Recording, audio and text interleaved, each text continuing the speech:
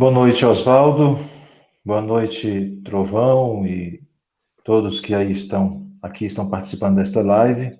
É um prazer mais uma vez poder falar com 20 mil pessoas que estão simultaneamente acompanhando essa live, com pessoas importantes que aqui estão dedicando a sua vida para proteger o nosso país da tentativa de implantação de um regime comunista, mais uma vez patrocinado pelo Partido Comunista Chinês, assim como foi tentado em 64 e foram impedidos pelo povo que foi às ruas e atrapalhou seus planos. Seus planos que depois de 57 anos foram atrapalhados mais uma vez quando o povo elegeu o homem que quebrou o sistema. O homem que quebrou o sistema e que deixou esses abutres, ladrões de dinheiro público, desesperados. Como fica desesperado um usuário de droga quando fica sem a droga. É assim que eles estão. O ato praticado pela Polícia Federal, mais uma vez contra o jornalista. Primeiro foi contra Oswaldo Eustáquio, levando-o a ficar preso numa cadeira de rodas. Agora contra a mim. E também sou jornalista, como Oswaldo Eustáquio. E o silêncio de muitos colegas da categoria, o silêncio da FENAGE, Federação Nacional dos Jornalistas, dos sindicatos de jornalistas do Brasil, nenhuma nota de repúdio ao ato praticado contra o jornalismo no Brasil. Porque hoje, falar a verdade é tido pela Suprema Corte como mentira. E quando uma grande rede de televisão divulga uma notícia mentirosa, ou muitas vezes, no mínimo, pela metade, faz de conta que está tudo bem. Aquilo é verdade, é tido como verdade. Porque o sistema hoje está completamente amarrado e aparelhado. E isso não aconteceu de um ano para cá. Isso já vem acontecendo há décadas. Há décadas. Esse sistema ditatorial implantado já foi em vários municípios. No Nordeste, principalmente, muitos prefeitos de partidos ligados ao comunismo, ao PT, ao PDT, ao PSD, ao PSOL e outros partidos, esses prefeitos já tratam essas comunidades no Nordeste do país com vara e cabresto. A gente comumente ouve falar dos coronéis que comandam o Maranhão, dos coronéis que comandam o estado do Ceará, no Piauí. Se você levantar as informações, passar a pesquisar sobre o tema, você vai ver que as práticas são comuns, são as mesmas práticas, que muitas vezes envolvem instituições que há 20 anos atrás eram instituições sérias, como o Ministério Público Estadual, como o Ministério Público Federal, como o Poder Judiciário dos estados. E, infelizmente, chegou agora a Suprema Corte do Brasil, que causa vergonha até mesmo aos professores que lecionam o direito constitucional, o direito criminal, porque quando estão em sala de aula, mostrando as leis, na teoria, são muitas vezes indagados pelos alunos, porque na prática, tudo aquilo que o professor hoje ensina dentro da sala de aula não acontece. O direito no Brasil hoje é dominado pela hermenêutica.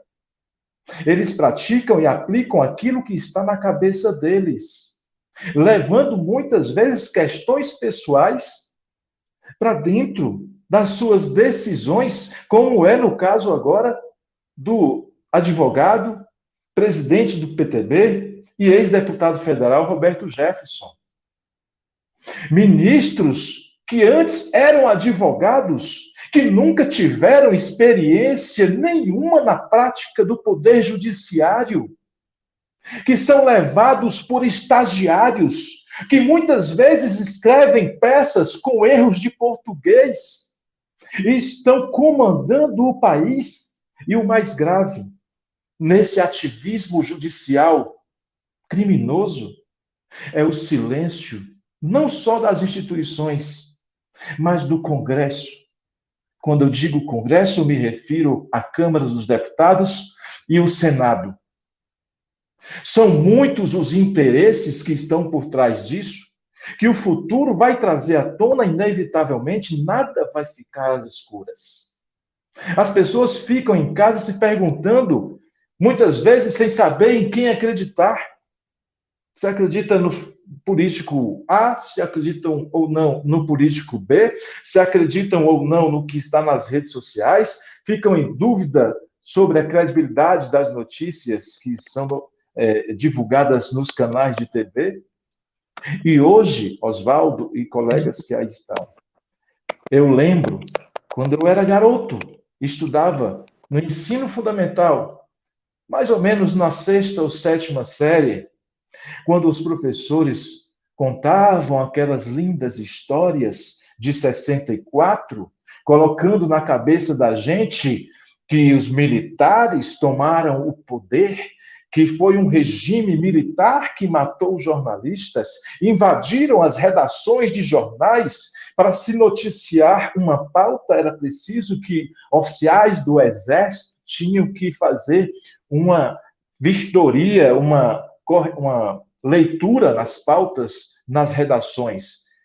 E hoje eu entendo perfeitamente o que motivou o Exército Brasileiro em 64, que ouviu a voz do povo que foi às ruas, naquele momento, sob o comando da Igreja Católica e de poucos líderes evangélicos, porque a maioria eram católicos.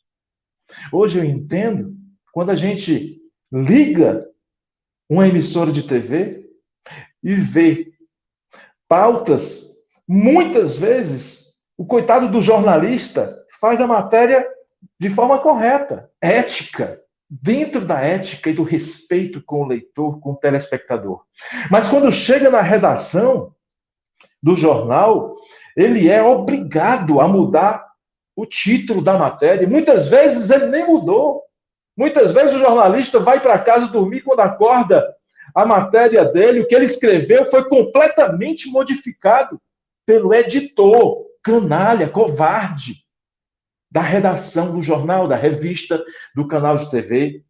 E o coitado do jornalista tem que ficar quietinho, calado, como se aquilo tivesse sido criado por ele, como se aquele título fosse dele, porque se ele falar, ele perde o emprego. E aí eu pergunto, onde está a FENAGE? Onde estão os institutos, as associações, os sindicatos que defendem, protegem os profissionais de imprensa? Todos no silêncio. Precisam se manifestar. As pessoas estão em suas casas sem saber mais em quem acreditar, porque tudo que a gente fala que é verdade, a gente mostra os documentos, a gente mostra as imagens em vídeo, a gente mostra os depoimentos, e esses vagabundos tentam colar a imagem de notícias falsas para confundir as pessoas que estão em casa. É muito sério o prejuízo praticado por esse ativismo judicial, um assédio judicial criminoso contra jornalistas independentes. Hoje só se fala a verdade na boca, nas letras, na ponta da caneta de jornalista que não tem nenhuma ligação com redação de jornal e revista, porque 90% dessas redações hoje são aparelhadas. 90% são aparelhadas. Se eu trabalhasse hoje para uma emissora de TV ou para uma redação de algum jornal, eu não poderia estar fazendo essas pautas. Eu não poderia estar escrevendo o que eu escrevo hoje.